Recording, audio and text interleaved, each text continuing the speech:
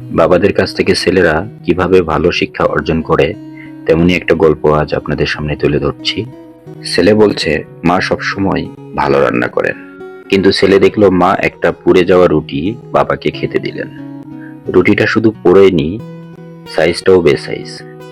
আমি অপেক্ষা করতে থাকলাম বাবা কি বলে তা শুনতে, কিন্তু বাবা দিব্যি রুটিটা খেয়ে ফেললেন আর জিজ্ঞেস করলেন, তুমি ঠিক আছো?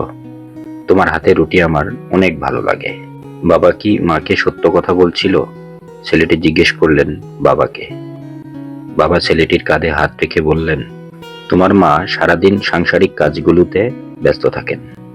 এই পোড়া রুটি আমার ক্ষতি করবে না, কিন্তু আমার পোড়া কথা তোমার মার মনে আঘাত করবে এবং তোমার মা অনেক কষ্ট পাবে। এখান থেকে তুমি শিক্ষা নিতে পারো, যে কোনো পরিস্থিতিতে নিজেকে অ্যাডজাস্ট করে নেওয়াটা বুদ্ধিমানের কাজ। তাতে সবাই ভালো থাকবে।